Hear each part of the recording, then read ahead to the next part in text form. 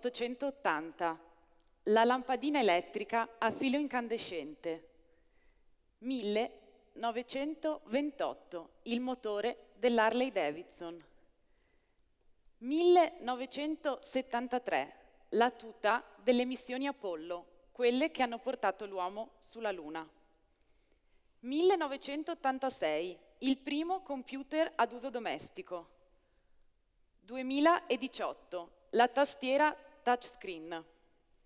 Alcune delle invenzioni brevettate che più hanno avuto successo nella storia, e ognuna di queste invenzioni ha naturalmente il suo inventore.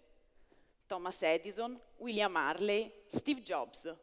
Non tutti sono anche proprietari dei loro brevetti, pensiamo ad Apple, ma dalla qualifica di inventore derivano diritti patrimoniali e morali.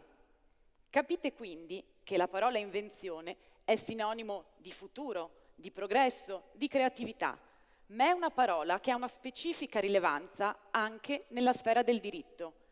Ecco perché vi parlo di invenzioni, anche se io l'innovazione non la genero.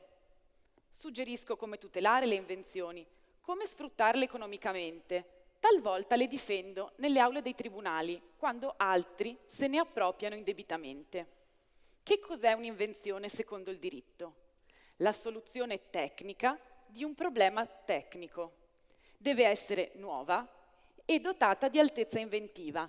Non deve cioè essere ovvia o banale per l'esperto di settore, colui che conosce tutto dello stato della tecnica. Se ha queste caratteristiche, un'invenzione può essere brevettata. I documenti che avete visto poco fa, che conferiscono all'inventore un diritto esclusivo di sfruttare quell'invenzione per un massimo di 20 anni, ma ad un patto, che egli descriva quell'invenzione in maniera tanto dettagliata da permettere a chiunque di replicarla allo scadere del brevetto e nel frattempo tutti possono studiarla, per superarla, per andare oltre verso il progresso della società. Ecco il patto tra Stato e inventore, un diritto esclusivo a fronte della divulgazione dell'invenzione. Quanti di voi sanno che tutti i brevetti della storia sono liberamente accessibili a chiunque? Un sapere lì, pronto per essere studiato e superato. Ecco chi è allora l'inventore, colui che crea un ponte tra ciò che esiste e può essere studiato e ciò che ancora deve essere inventato. È così che Thomas Edison ci ha traghettato dall'illuminazione a gas all'illuminazione elettrica, che Steve Jobs ha eliminato la tastiera dai nostri cellulari. Ma oggi l'uomo, l'inventore, non è più l'unico che ha accesso a quel patrimonio di conoscenze.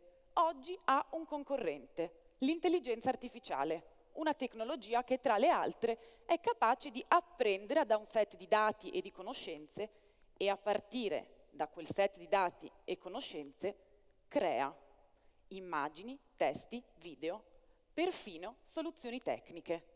Ma chi è allora l'inventore?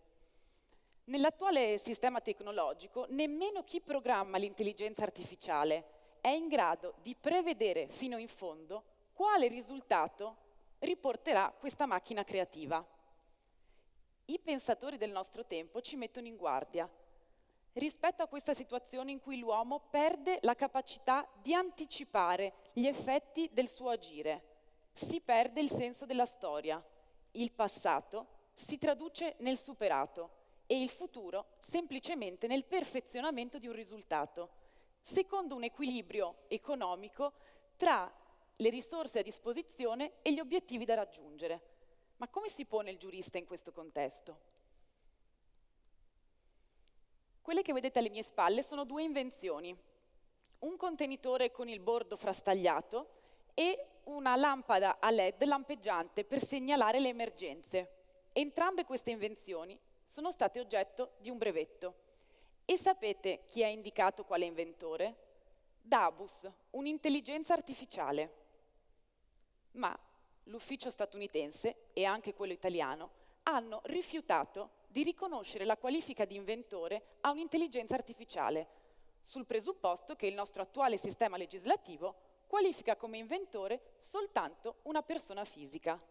E per la verità, l'ufficio statunitense già si era occupato di questa questione, rifiutando di riconoscere i diritti d'autore a Naruto, un macaco che si era fatto un selfie, utilizzato poi da alcune riviste di settore.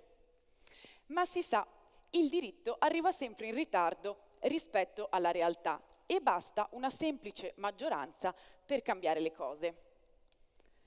Nel 2017 in Arabia Saudita Sophie è stata riconosciuta cittadina.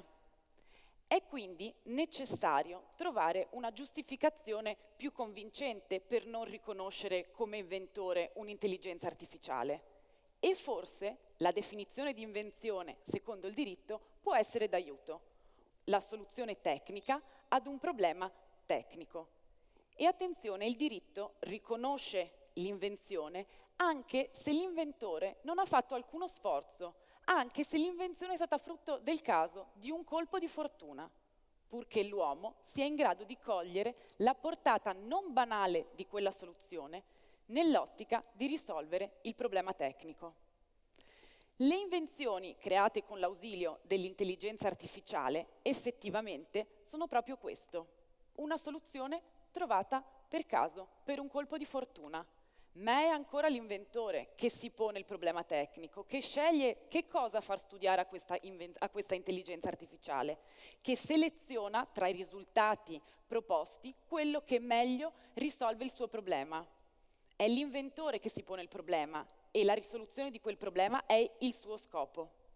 Finché la macchina non farà questo passo ulteriore, il processo inventivo è ancora sotto la responsabilità dell'uomo. È giusto quindi che il diritto valorizzi questa capacità dell'inventore di porsi un problema tecnico, di cogliere la portata non banale di una soluzione trovata magari per caso. In questa prospettiva, il progresso resta appannaggio dell'uomo e la tecnologia è uno strumento al suo servizio, proprio come lo era il fuoco di Prometeo. Non a caso, Pro-Metus, colui che riflette prima, colui che vede in anticipo.